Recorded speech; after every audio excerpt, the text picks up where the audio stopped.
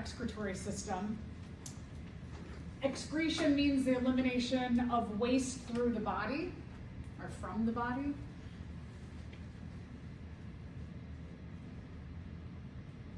The urinary system is one part of excretion. But excretion, if we're talking about waste from the body, occurs in respiration. You breathe in oxygen, it goes out to your cells. Your cells do cellular respiration. They release carbon dioxide, diffuses into your blood, goes back to your lungs, and you respire that out. So respiration is part of it. Digestion we talked about, the excretion of undigested materials. The urinary system. Urinary system, I think we forget often what it actually is for. You just might think like, okay, so you pee out the extra water. But the urinary system, the big part of it is that it filters our blood. And it is a major blood filtration system. So it eliminates things that are waste products from metabolism. So as we process our food, anything that we don't utilize or take advantage of in our cells, that gets released. Also, I mean, the one we probably think the most about is excess water. If you take too many vitamins, oftentimes, like if you take a multivitamin, it might have 1,000 milligrams of vitamin C in there, and on most days you don't use that much, so that you urinate those extra vitamins out. And then also some drugs, medications or other drugs are often released in your urine. So other functions of the excretory system. So this is a big one. Regulates water content in your blood. Like the lymphatic system, it does that also. So we have another system that is monitoring the blood and taking water and putting it back into the blood, just like the lymphatic system did. So it tells us a lot about water is very important in our bodies. We know water is critically important for making and breaking molecules in our body. It regulates your blood ions and your nutrient levels, ensures that any larger molecules, glucose, proteins, amino acid, complex carbohydrates, fats, they do not come out of your blood. They go back into the blood, or they stay in the blood, so that we don't waste those nutrient-rich and energy-rich sources. So here's just some that are regulated. It maintains your blood pH, so it is constantly monitoring that we are near about neutral pH in our blood. And these things often go together, that if you have a high amount of a certain one of these, it could disrupt your blood pH, and then the kidneys will regulate whichever one is out of whack. It secretes hormones.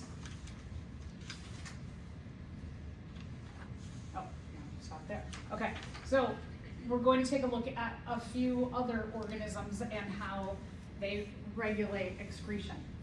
So first we'll talk about flatworms. These are worms that are very, very, very thin, maybe a few pieces of paper thick, so very thin animals. So this is a planaria. You may have seen this under the microscope, maybe like 3rd grade or something like that, where you've seen this little wormy-like creature swimming around. It has an arrow-type head. They regulate, instead of having what we have, which are kidneys, they have what are called protonephridia. The protonephridia, what they do is, you can see them, these little bulbous things here, is they monitor the water balance throughout the body with a series of tubes throughout the body. So kind of like a little bit, we see that tube system like our circulatory system, but this is just for water and other nutrients that are dissolved in water. So it is a network of branches throughout their entire body. It's always interesting to see some similarities in terms of like tube systems and how they are using those tube systems. So kind of like urinary system, but kind circulatory system, kind of lymphatic system, all contained into one system there. The branches end at these bulbs, the blue bulbs here. They're called flame cells. And inside of the flame cells, there are these little hair-like organelles called cilia. And the cilia, they move so that it can cause a current of flow throughout all of the tubes in the body. There are a lot of pores. So here on the diagram, where you see the blue dots on the diagram, those are pores. And anything that they don't need, they release from those pores. Kind of like the way we release urine, but we release urine from one place in our body. They release it essentially all over their body. That works better for something that lives in water. So it can be released right into the water and diffuse into the water, and water will mix with that. For us, imagine if you're just like peeing out your body. That would be really gross for something that lives on land. All right, next kind of organism are insects. Insects have an open circulatory system. I know this is one of the objectives that I've left on there that I should have taken out. It says the difference between open and closed circulatory systems. You don't need to know that for the exam, but just a little insight into that is we have a closed circulatory system because we have tubes throughout our body that contain our blood, whereas insects, they have the blood surrounds all of the organs in their body. So that's why we call it an open system. They don't have the blood closed into a tube-like system. It's just all around all of the organs. That can be troubling. I mean, insects have features like they have an exoskeleton, they have a hard covering. So like if they bump into something or something like cuts into them, they probably won't cut into their body and then bleed out.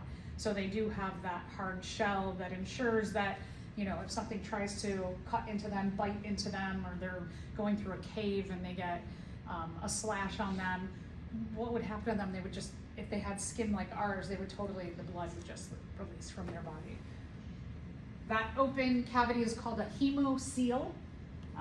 When you see the word C-O-E-L, it's like seals, like much different than us. Their excretory system has Malpighian tubules, and it's kind of interesting that their excretory system comes off of the digestive system. So they work extremely closely together, whereas ours are very separate.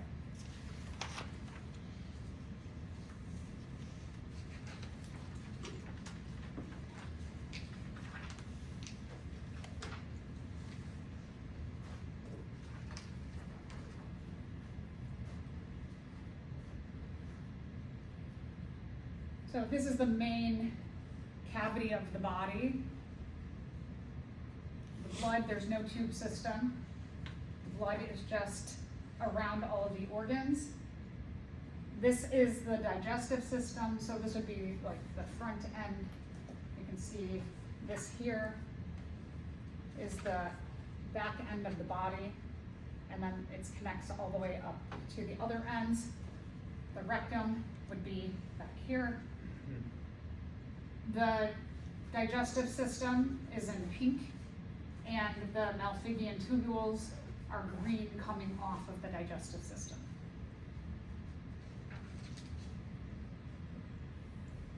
What happens is that the Malpighian tubules are ensuring that anything that needs to be released goes into the digestive system and then comes out the rectum and then out the anus.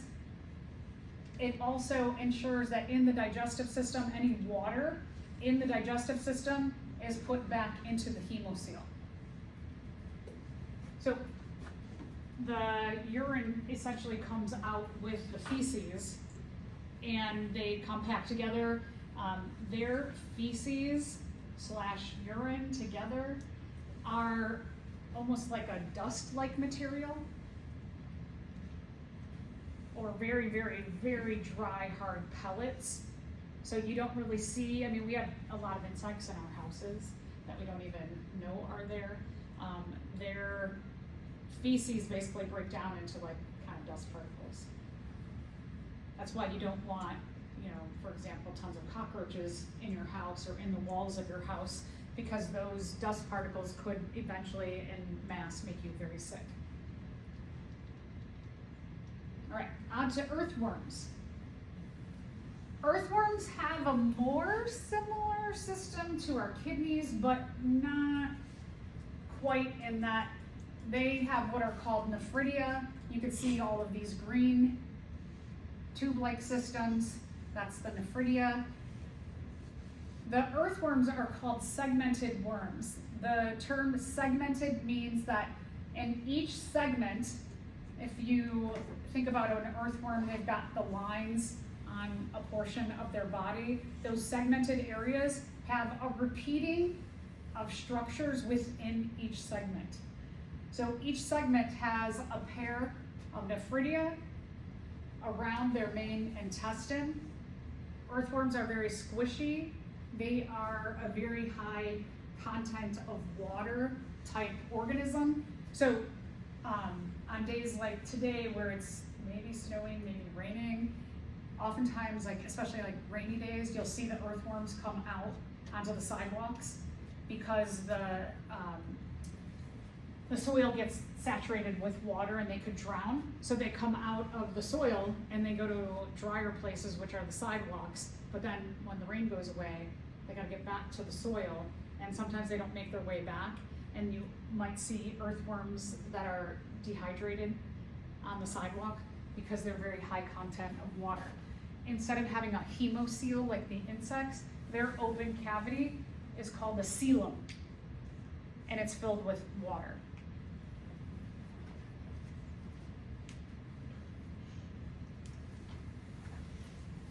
The nephridia, the green tube systems, from the coelom, from the water area, they're going to collect things that are released from the blood or released from other organs in the body into this watery coelom area. They capture any kind of nutrients, ions, waste products from these areas right here. These are called nephrostomes. The nephrostomes have cilia also on there. You can see they look a little tiny bit hairy. The cilia, like what we saw earlier, they're going to beat and they're going to make a current within the coelom water. They will absorb anything that needs to be excreted. It goes through this tube-like system. So a couple things happen in that tube-like system is that one, water gets put back and diffuses back into the coelom. The other thing is that anything, let's say they accidentally take in some glucose or amino acids, things that you need, any kind of vitamins or nutrients that you need. And in this area, they can diffuse those back into the coelom as well. Anything that needs to be excreted, waste products, excess amounts of vitamins, used up hormone parts, metabolic waste products, they can all be excreted via these pores here. These excretory pores, when you see the segmented portions of the body, there's one on each side, one from each nephrostome. So in those segmented areas, they're basically peeing on their body. All right, so let's get to more complex animals. More complex animals have kidneys. If you remember on the pigs, the kidneys were in the lower back area. That's why, you know, if you ever watch fights, I don't watch them very often, but I know one of the strategies is to, if somebody's fighting and they try and get away, is they'll try and punch them here in the back, because that can hurt your kidneys. That can be very, very painful. So more complex systems having kidneys, your kidneys in the lower portion of your body.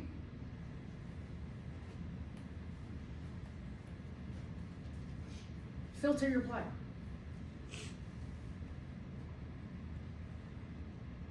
The kidneys are connected, they have major connection points to the inferior vena cava or posterior vena cava and the dorsal aorta.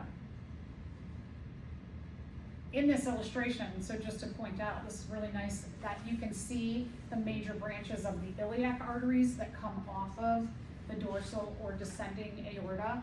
And the iliac arteries, you can see that they do start to branch. They don't have a ton of detail, but there are definitely more branches like this that come off of the major lines of the iliac and service the rest of the pelvis as well as the lower legs.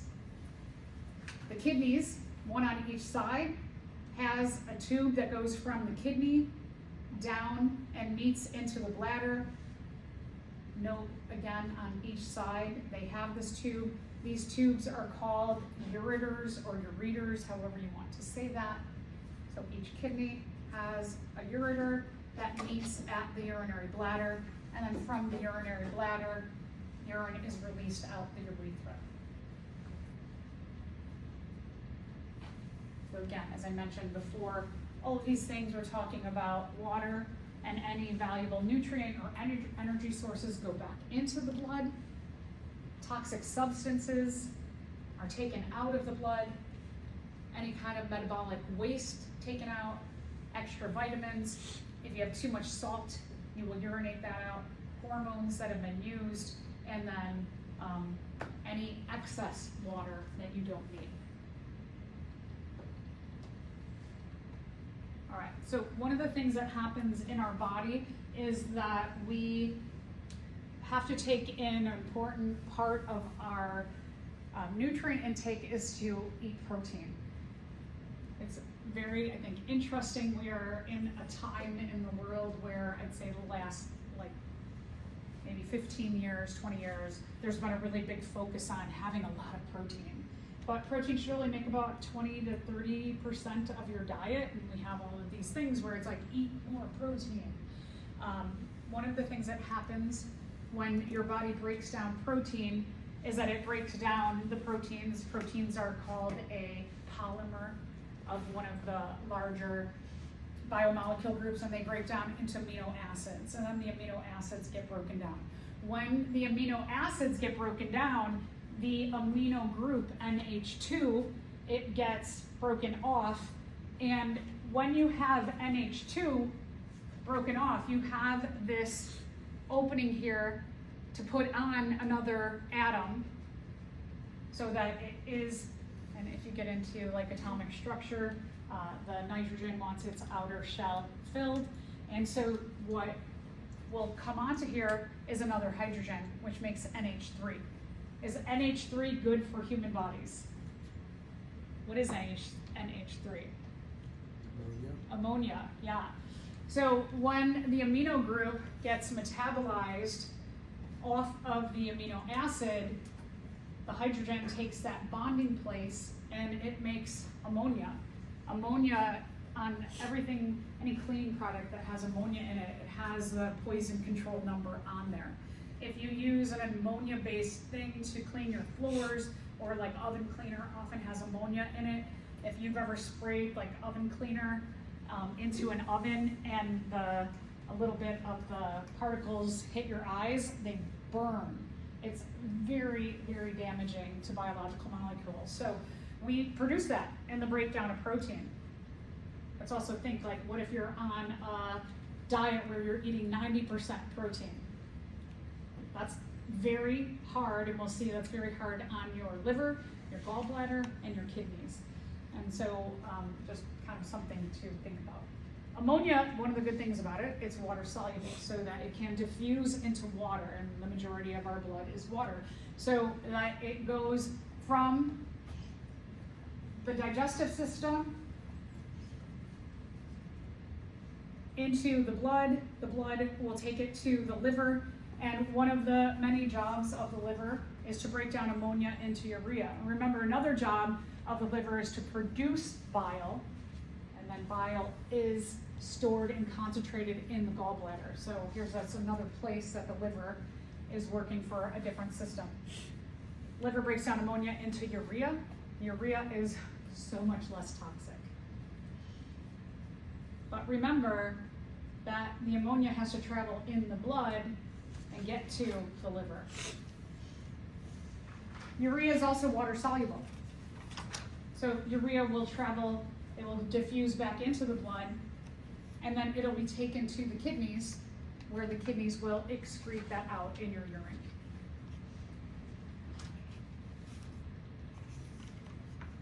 So you eat a protein source.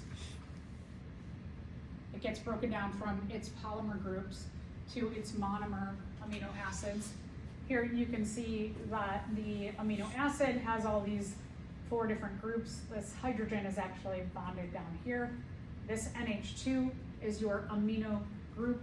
When this gets metabolized, the amino acid, the NH2 comes off. A hydrogen replaces the rest of this that it is bonded to, that the amino group is bonded to, and ammonia forms. Ammonia travels in the blood because it is water soluble to the liver. The liver converts it to something far less toxic, which is urea. Urea also is water soluble, goes back into the blood, travels to the kidney, and then the kidney filters that out in your urine. All right, so pathway out of the kidney. The kidneys produce urine. The bladder doesn't produce the urine. The bladder just temporarily stores it for release. So kidneys produce urine. Here's our kidneys again. Each kidney has a ureter or ureter, one on each side, one for each kidney, that connects into the urinary bladder.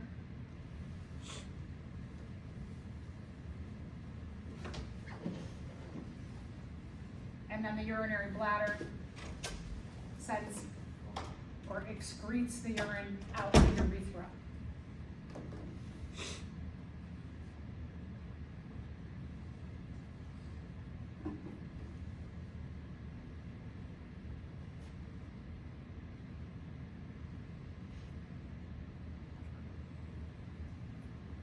All right, let's talk a little bit about what's inside of the kidneys that does all of this filtration. The kidneys themselves are not the filtration system, but there are small systems within that do the filtration. Here you can see in this area that this is what we call nephron.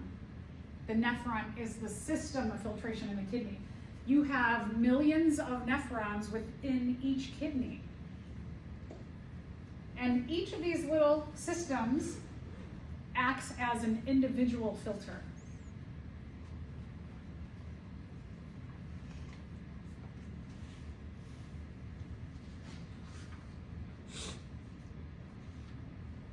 So I'm going to go back just one right here. So this I think is kind of interesting, that the kidneys, they are connected to 2 of the largest blood vessels in our body via the descending or dorsal vena cava, the descending or dorsal aorta here. So blood from the heart is coming down and going via the renal artery into the kidney. And then this is the inferior or posterior vena cava, which is bringing blood back up to the heart. Again, renal artery and vein on each side.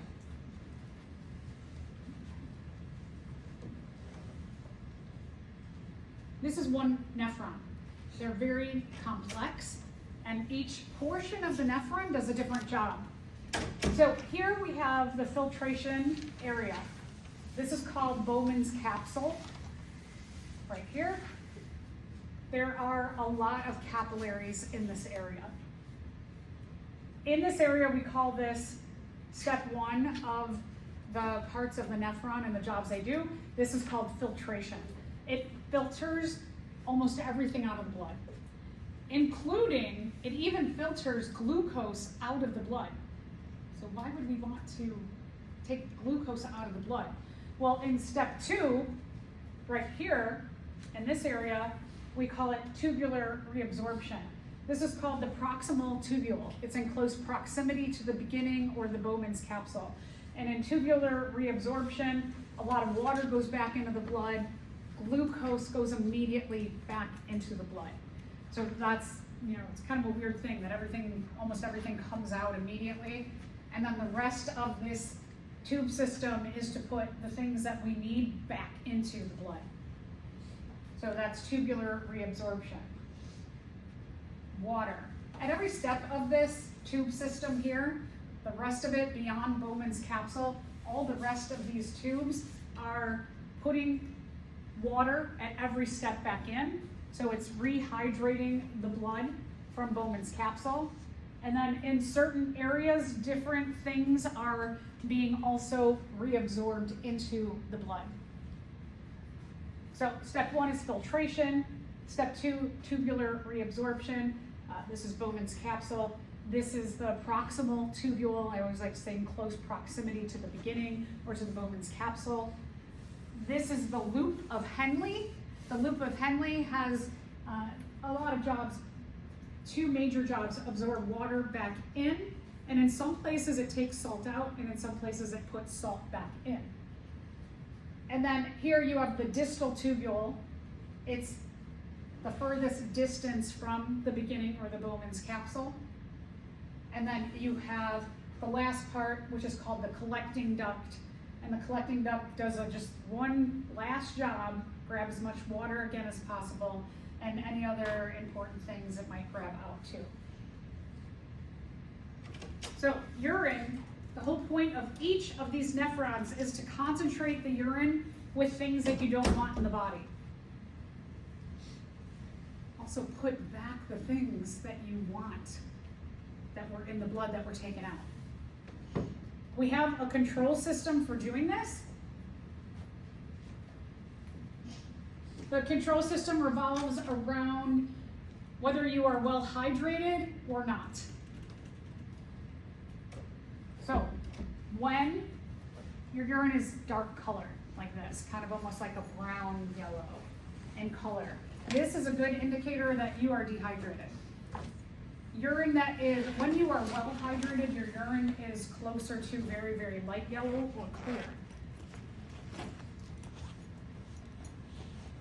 The loop of Henle, like I mentioned before, in the middle, that loop that comes down, it's very interesting that depending on where an organism has evolved into what climate, the loop of Henle will be shorter if it's a very well hydrated area, like a rainforest, for example, that has a lot of water available, or if you live like in a lake or an ocean where water is just readily available, your loop of Henle will be short. If you live somewhere that's really, really dry, you live in a desert, you are a bird and you fly up into the sky a lot where it's very dry, your loop of Henle will be much longer. It will give you the chance to keep absorbing as much water as possible back into the blood. So it gives you that extra hydration of reabsorbing as much water as possible.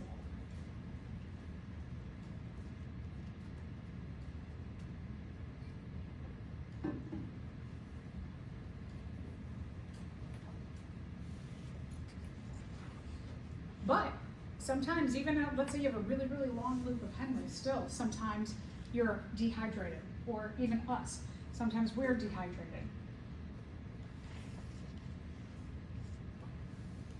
This may show up on an exam, your next exam. You don't need to memorize this. I will ask you questions about what's going on here, though. So I might say, where is the most water absorbed back into the blood? And so I could have an answer of, and I really wouldn't do both. collecting duct here reabsorbs a lot of water back into the blood, and so does the first portion of the loop of Henle. So I would do probably for a question like 1, 2, 3, 4, or 5. And so you just look and go, oh, there's a lot of these blue arrows. So that means that number 3 is the one where more water is being absorbed back into the water. Or if I did like 1, 2, 4, 5, 7, 8, then it would be number 8. The other thing to note is that here you can see in the proximal tubule and the distal tubule, there's a lot going on. That in the proximal tubule, it's putting sodium and any other nutrients back into the blood. Water's going back into the blood. Important ions are going back into the blood. Nutrients, when we say sodium and nutrients, this includes glucose as well. Here is a chance for, and this is kind of interesting, where Bowman's capsule might have not gotten all of like medication or drugs out of the blood, the the proximal tubule will put more of that into the blood. They'll take another chance to look over the blood and put any excess medication or drugs into the urine. And then here, again, look at the distal tubule, does the same thing. It's another place to put any medication or drugs into the urine, to take that out of the blood. So a question could be, where are medications or drugs being put or being taken out of the blood? And so if you look on here, if I said 2, 3, 4, 5, 6, the answer, I would definitely have a 2 and 6 answer. That would be correct.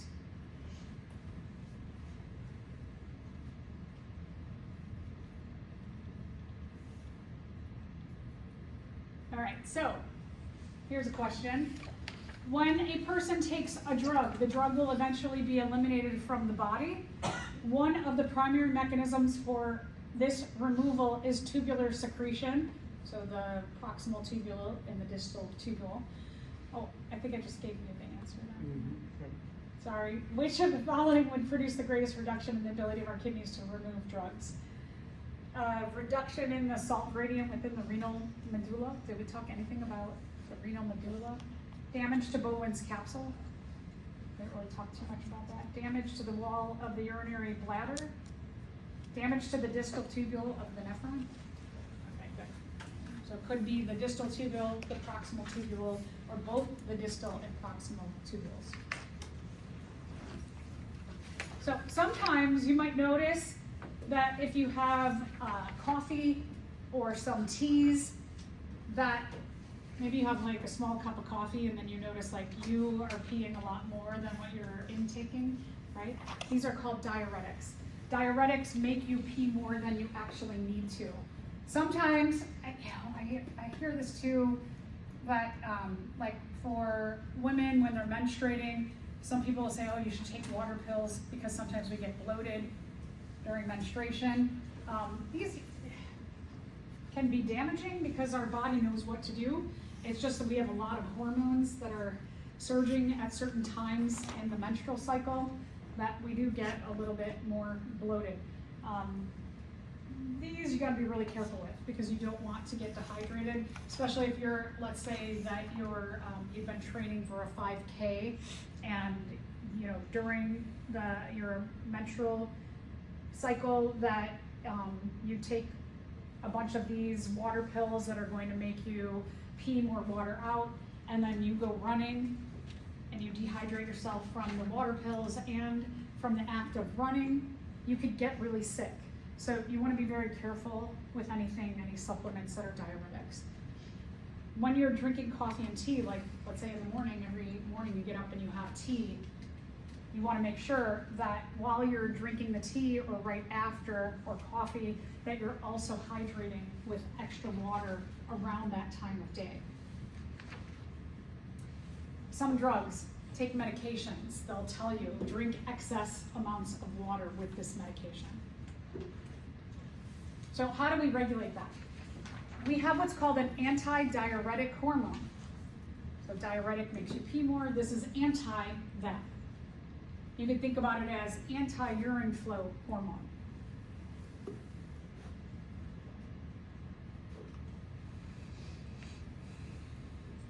When you are dehydrated, your brain monitors your blood, and if your your kidneys monitor your blood, your kidneys send a signal up to the brain and says, hey, let's get this ADH going so that it can signal to the distal tubule and the collecting duct, those last two portions of the nephron, to do an extra good job of putting water back into the blood.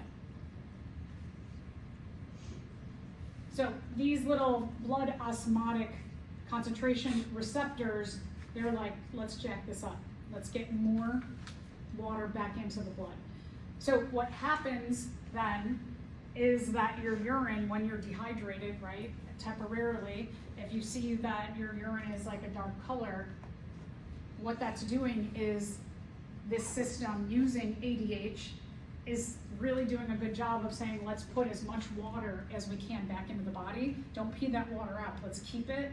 And then your urine gets very concentrated with all the rest of the stuff. So it's much darker in color.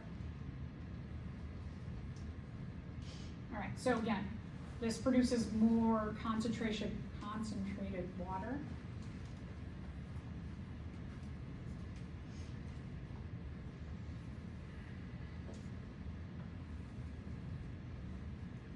In the summertime, it's really important also, is if you're really hot, really hot day, you don't have enough water, your hypothalamus in your brain, it is monitoring the osmotic concentration of your blood, seeing how much water do you have. It sends a message right next door to the pituitary gland. The hypothalamus, we're going to see this when we get into, in a couple weeks, into the reproductive systems, that the hypothalamus always tells the pituitary, not always, but mostly tells the pituitary to do something, and they work kind of in tandem together. So hypothalamus says, uh-oh, there's not as much water as we normally have in the blood. The pituitary releases ADH into the blood. The ADH goes through the filtration system of the kidneys into the nephrons, and in the nephrons, those last two portions, the distal tubule and the collecting duct, are told by ADH, let's put more water back into the blood. And then your urine is more concentrated with everything else and not concentrated with water. Okay, so let's talk about some diseases of the kidney. There is kidney failure. This is typically a disease of older people, but we are seeing this happen, like a lot of diseases, younger and younger. It's also called ESRD, end-stage renal disease. This is often associated with people who have diabetes.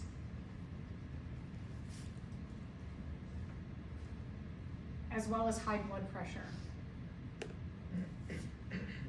Because the kidneys and the nephrons, especially inside the kidneys, the nephrons are just surrounded by tons of capillaries. The damage that can be done by diabetes and high blood pressure to your circulatory system is really damaging, especially in your kidneys. Your kidneys are the filtration system of the blood. And in addition, you could have, it could be kidney damage through maybe infections, if you have some kind of bad infection, or overdoses are also associated with ESRD. So treatments are hemodialysis. We call it dialysis in our everyday world. You have to sit and get hooked up to a machine that filters your blood for you. It assists the kidneys. There are probably more than this even, probably 500,000 patients going through this. This number just keeps going up and up and up. The other solution is kidney transplantation. get a kidney transplant. At least 20,000 are performed each year. People getting kidney transplants. You need only one kidney to survive. So like if you're someone who's totally healthy and let's say that your father needs a kidney, you can give them one of your kidneys and still live a really rich, healthy life on one kidney. All right, so I want to talk a little bit about each of these in more detail.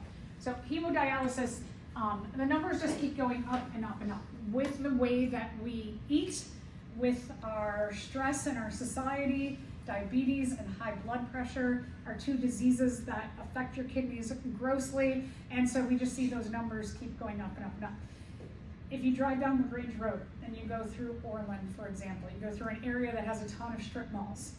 Look at the strip malls. See how many strip malls have a dialysis center. I'll bet you there is from like, I don't know, whatever, maybe 141st to 159th Street, there's probably 10 of them. Right? They're a big business. People have to go in, and this is what they do. There's a big machine that you sit and you get hooked up to. They hook into your circulatory system, and you have to sit for about 4 to 6 hours, and the machine, it filters your blood for you. So hemo means blood, dialysis means filtration. So that term, hemodialysis, is filtration of the blood.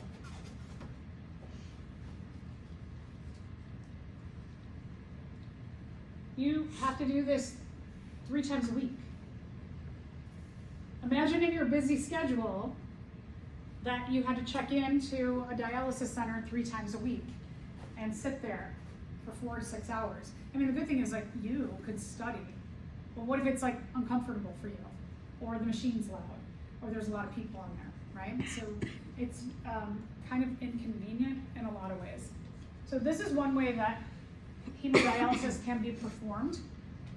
If you are strict on your schedule and you go 3 times a week, 4 to 6 hours a week, you don't make any cancellations, you live a long, healthy life doing this. But you don't think about vacation. You want to go on vacation for a week. You have to make sure there's a dialysis center so that you don't get sick. Now, you can also do peritoneal dialysis, which is dialysis at home. And that sounds a lot better, right? But it has its downfalls or its drawbacks too. So you have a port that is permanently put into your abdomen, and then you hook a tube up to that port.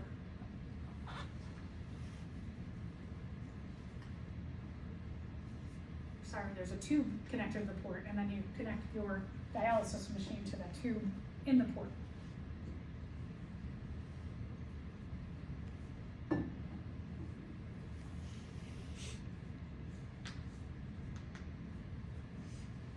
So, a lot of people will do this when they're sleeping. But how many of you move constantly in your sleep, or a lot? Like I move constantly. So this would not be for me, because I know that I would rip that tube right out of me. So for me, if I had to do this at home, I would have to be sitting like during the day to do it when I'm sleeping. If you don't take care of this and clean this correctly, you could get an infection in your port and tube. And you just have to be careful too, that this tube, you always have to keep it taped down to you so you don't get it caught on something. That's another thing I know I would totally get that caught on something. So it's convenient for some people, but not for everybody. All right, so kidney transplant. We talked a little bit about major histocompatibility complexes. These are surface markers on our cells that tell us whether you are yourself or there's a cell that doesn't belong. Our MHCs are individual to us. Our MHCs may be close with another person in your family or may not. So sometimes a donor might be in your family and sometimes a donor Could be like somebody that goes to your mosque, your synagogue, your church. You never know. Could be somebody here like in the room. Not sure why that works that way. It usually takes about 1 year to 2 years to match a donor for a kidney. Kidneys are a lot easier to match than other organs, and there's some good data. If you, the problem is that these numbers aren't near, like these are pretty high numbers, but like this one, for example, 10 years, the data shows down to about 78%. This number doesn't stay consistently high because bad habits often come back. Is that if you need a kidney because you have type 2 diabetes or you have high blood pressure, let's say that you're suffering from high blood pressure because you just work a ton. You're like one of you, right? That you're just like on everything. You gotta have everything going. You're very, very busy and you're stressed out. So you don't lower your stress, or if we're talking about diabetes, you don't change your eating habits to eat less added sugar, that in 10 years, the people who aren't making the better choices and habits, they're going to account for this not staying in the high 90s. Oh, that's it. All right. Anybody any question? All right, let's talk respiration.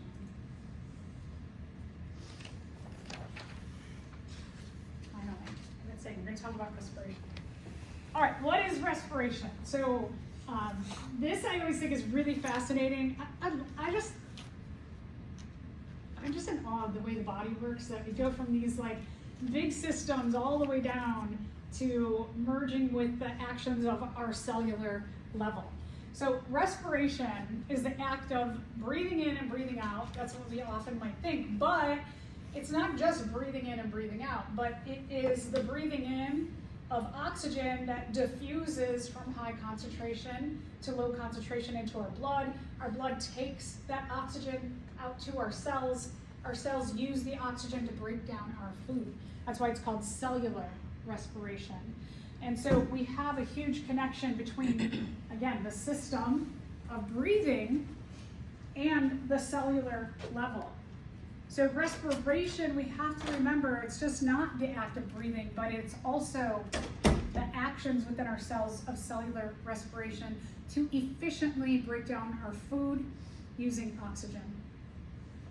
The outcome, you get a lot of ATP.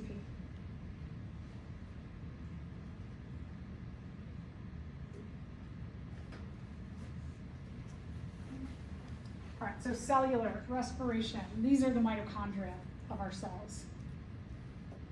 The mitochondria need a steady supply of oxygen, diffuses from your blood, and then while outside and in the mitochondria, cellular respiration produces carbon dioxide, waste, and a lot of ATP.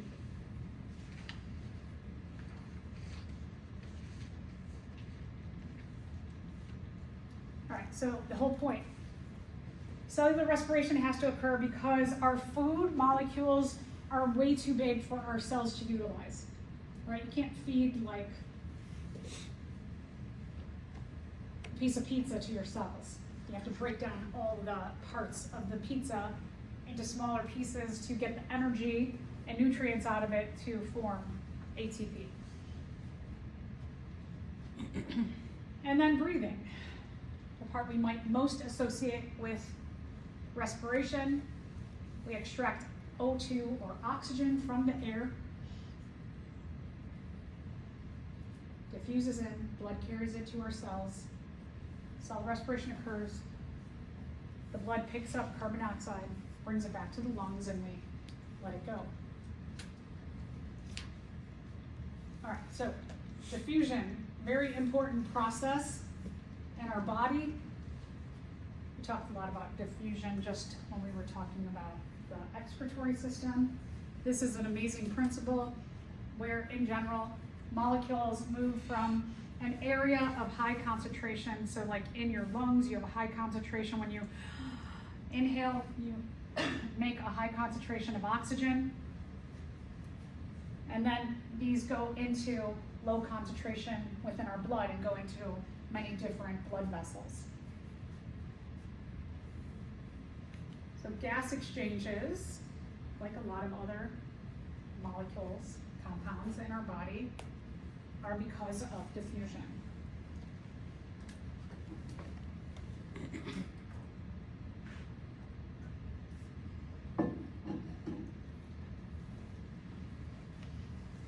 Oxygen in, carbon dioxide out.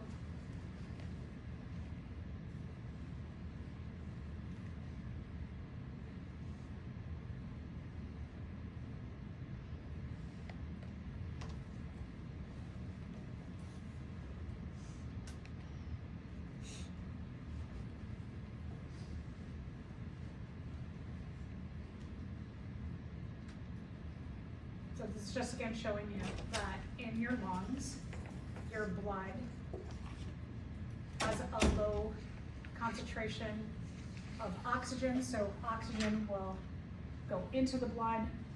So if the lungs are over here, you get a high concentration of oxygen into the blood.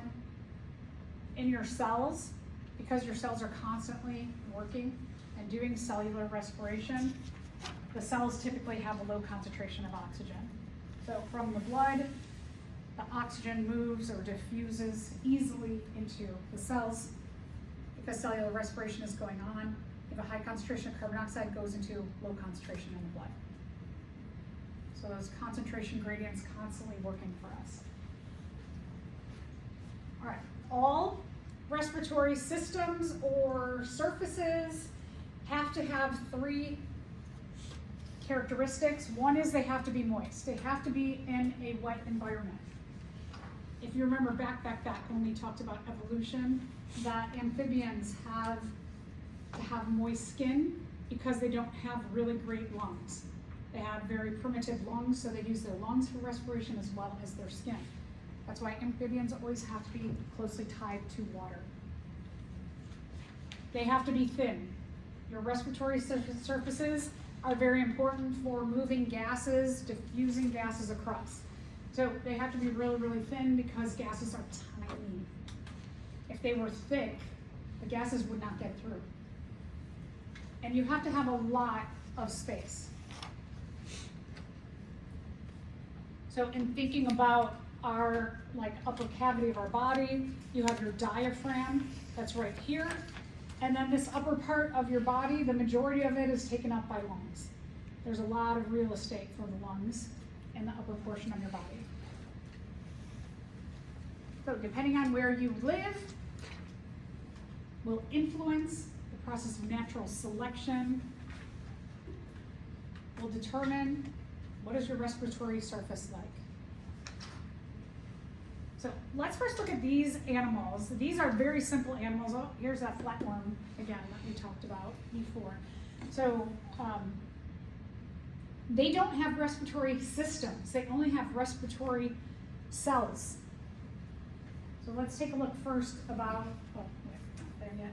So kind of interesting that based on natural selection, they never evolved a whole system for respiration because they didn't need to.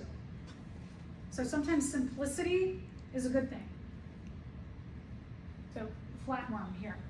Flatworms are flat. When you are flat and not thick, being flat means you have a lot more surface that is connected to your environment. And they can just respire through their skin. That because of the thinness of their body also, most cells are close to the surface. So your outer cell surface can just take oxygen in and it can diffuse to any cell in your body.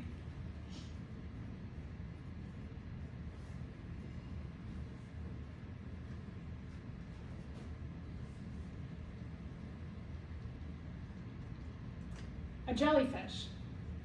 Jellyfish is much thicker, but their cells have evolved so that the cells in contact with water have the function of having a higher need for oxygen. So these are going to be the cells that do most of your cellular respiration.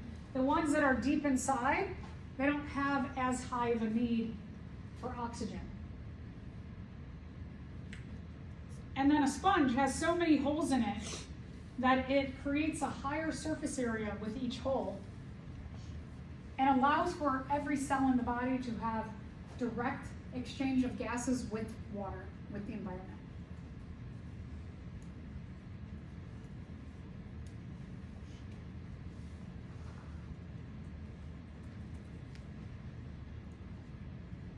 So these are organisms that don't even have respiratory systems, just respiratory cells. All right, so let's talk about some that have respiratory systems. Those that have respiratory systems, the respiratory system is closely intertwined with the circulatory system. So let's take a look at fish. Fish have a totally different respiratory system than us because they live in water. They breathe through water. They use gills.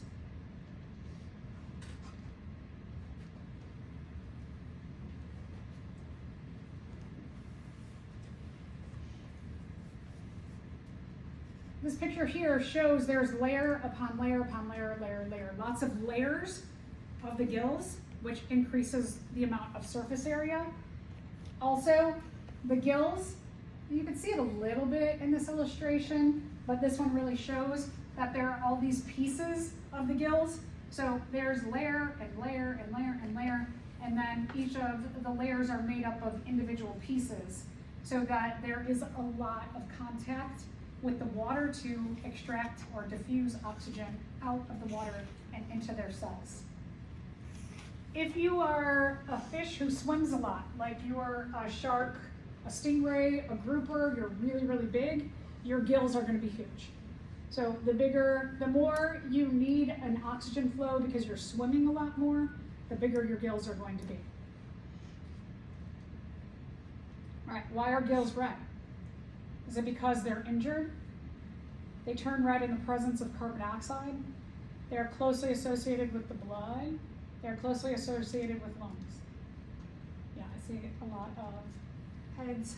Yeah, so even just, I just wanted you to think about this, that you can see the infusion of all the capillaries here in the gills. So the gills have a dense or a ton of capillaries in them. We're going to see the same is true with our lungs.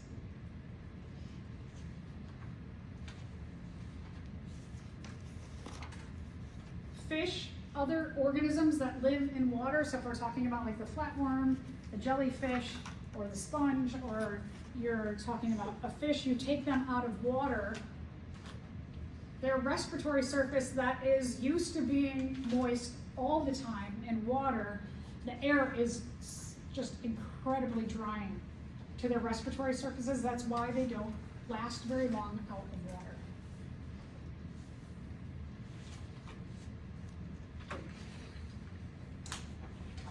Fish, oftentimes you see them swimming and they do this.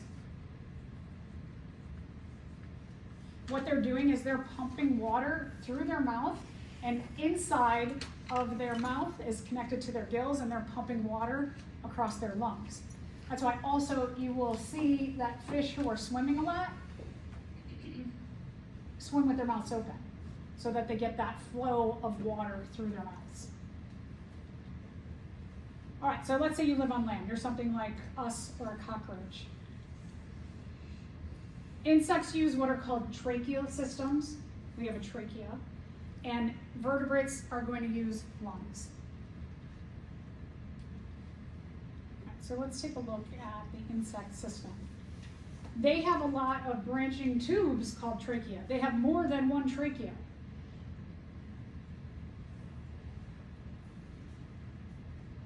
Their respiratory system branches through their entire body. It is not localized to one region. It is not connected to the blood. Remember the blood's in the hemocoel? It's like an open bloody cavity.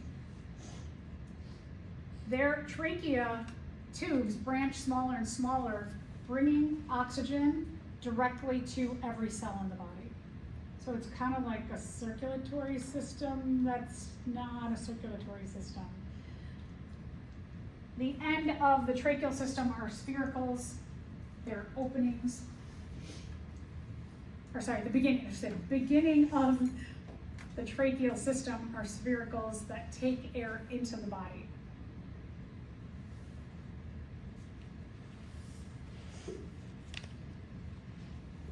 Sometimes you see insects and they look like they're doing push-ups. What they're doing is they're pumping air into their body. So this is the tracheal system. Everything in blue is the tracheal system. The sphericals are the holes to bring air into their body. You can see there are sphericals all along the sides of their abdomen. They do not have sphericals in their head. The trachea, these larger branches, they branch into smaller branches called tracheoles. So the trachea branch smaller and smaller into tracheoles. The tracheoles, they bring air, oxygen directly to every cell in the body. All right, so if you are a higher animal, a vertebrate, you have lungs. Lungs are deep in your body to ensure that the moisture is high. You don't want them closer to the air.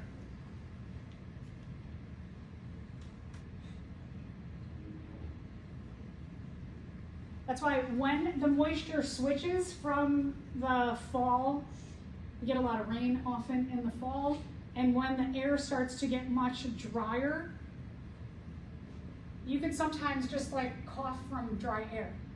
Do you ever have that in the early winter where you're not sick or anything, but you cough?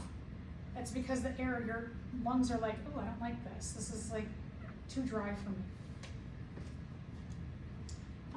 I think this is fascinating connection to our amphibian ancestors, to having a common ancestor from amphibians, is that amphibians go through a metamorphosis that when they're born in water, they look like a fish.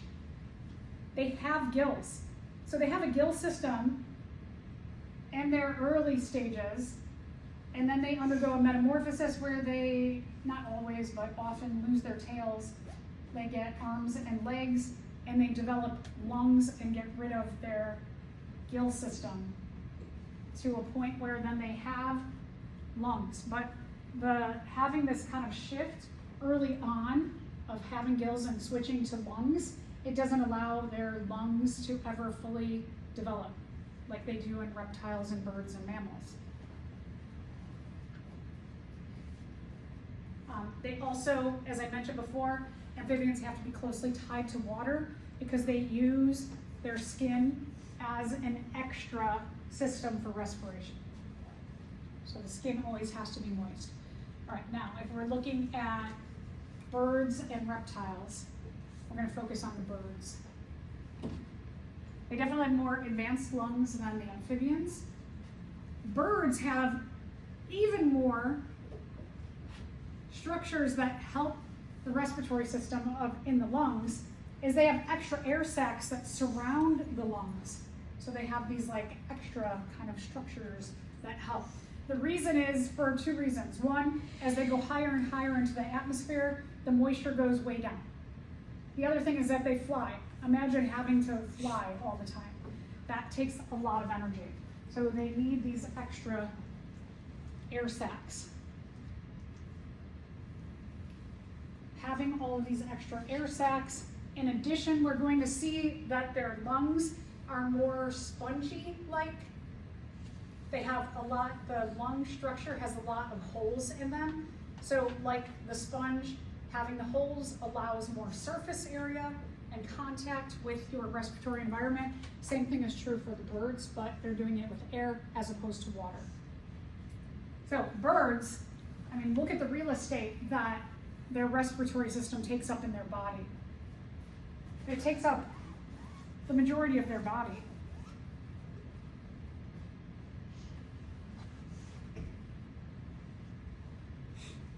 This here in the middle is the lung, and then you also have these extra air sacs as well.